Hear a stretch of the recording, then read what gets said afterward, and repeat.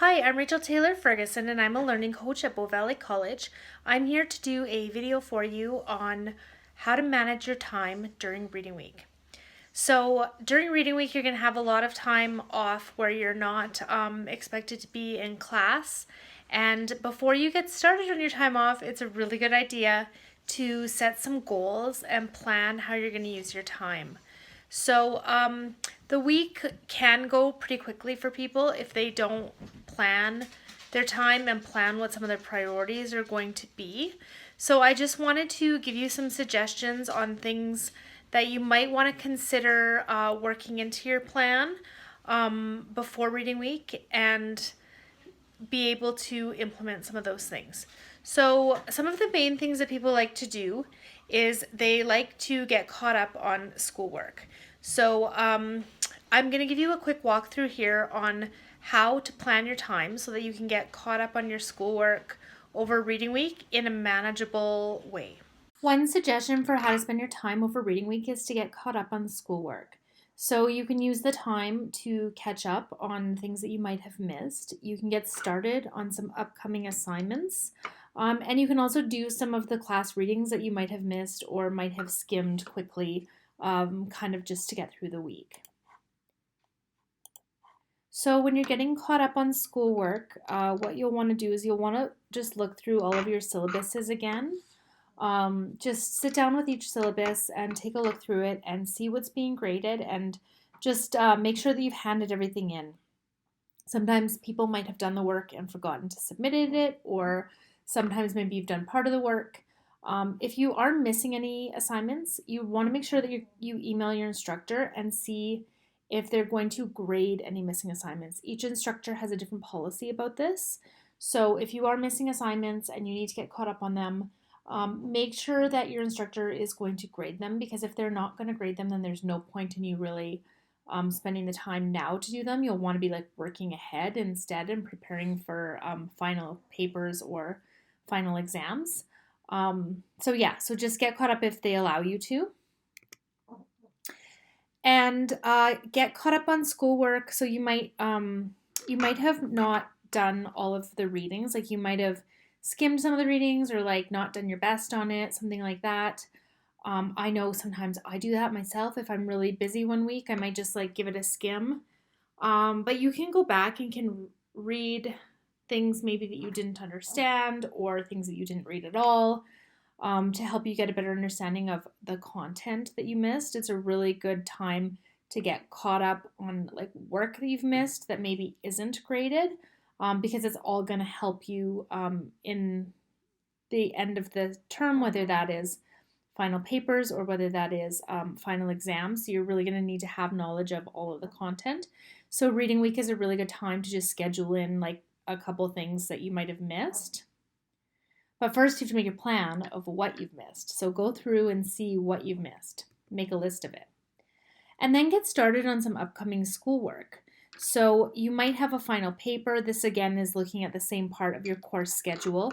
You might have a final paper and you're going to look ahead past reading week and see what is coming up in the upcoming weeks. You know, you may think, oh, great, I have a week off. But then the next week you might have your final paper due, and then you'll be spending all week working on that.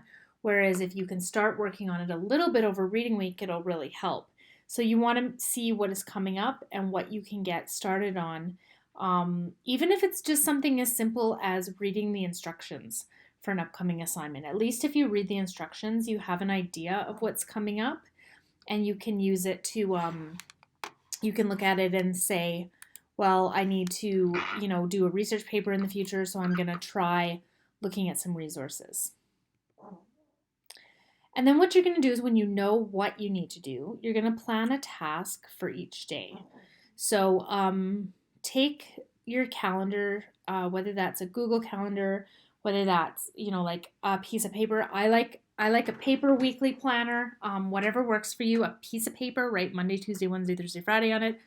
I don't care, but set some small goals for each day, and your small goals, they're going to add up, and you're going to have big results at the end.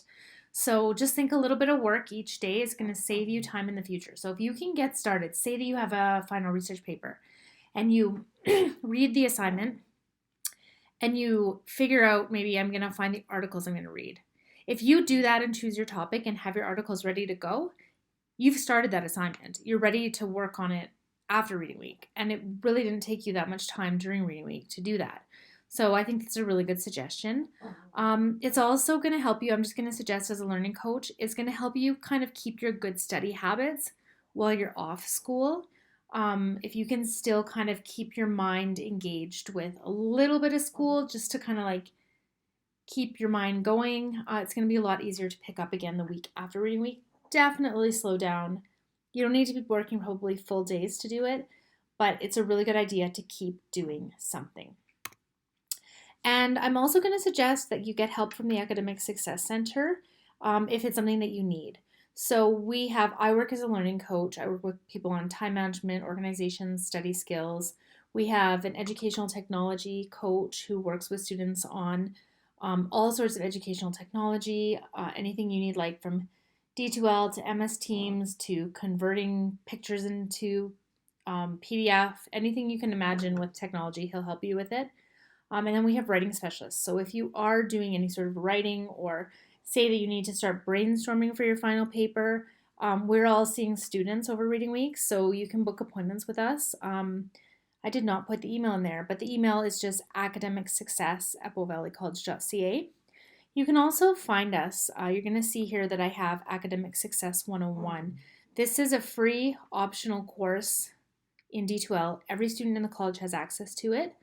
You can go in, and if you go into this course, under content, you're going to find all the different pages.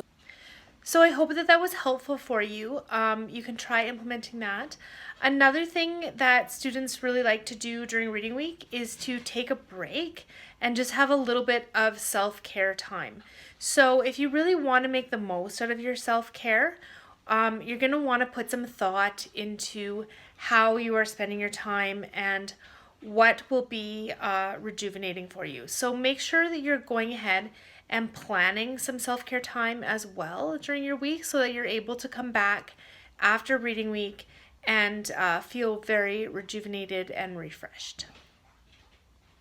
Self-care is going to look really different for different people.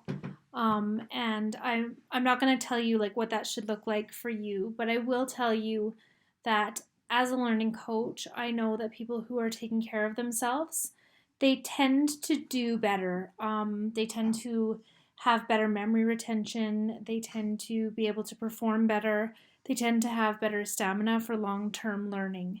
So I think that it's really important that you do set aside some time, especially over reading week, to take care of yourself a little bit. And I'm just going to show you, this is on the Bow Valley College website. If you search reading week, this is one of the first things that come up. We did not always have reading week. It's really important, and one of the reasons that we have it is because of mental health. So that self-care piece is extremely important. This was brought up. It's only been a couple years since we started having reading week, and if you want to check this article out, it's pretty interesting. It's kind of a look at the pilot, which was from March 2019, and it tells you kind of what happened, how we got reading week, what some of the outcomes were. And I think it's just really important to remember that as stress increases, so do a lot of other concerns in people's lives. And school is extremely stressful. So it's really good to make sure that you are reducing your stress, that you are lowering that stress partway through the semester, so that you are able to continue to have the stamina that you need to get through the end of your semester, like with your best self. You know, bringing yourself into finals completely worn out and burnt out is not really going to be great. So it won't be great for you academically, is what I mean. But it's also not good for you as a person, right? So I just wanted to say, like, I do often recommend people get involved in, get help from the counselors in our department and things like that if they're having any sort of concerns. post-secondary students do experience a lot of stress. So make sure that if you're having any of these troubles, here we've noticed, stress, anxiety, trouble sleeping, eating, financial relationship problems, as well as increased potential for addiction and suicide. These are some of the reasons that Reading Week was brought in. And I think it's really important to remember that and to kind of take that point, not just to check in on where you're at with your assignments, but also check in on where you're at with your mental health. And if you need to talk to a professional, we have an amazing counseling team. I'll just flip over here to the counseling webpage. So on the counseling webpage here, you can meet with one of the counselors, send an email, set up a phone or video appointment. Please don't feel that your issue is not important enough or too small or something like that. It's really important to make sure that you're healthy and going into your last few weeks of school with the best self that you can bring your best game. So that might be self-care for you.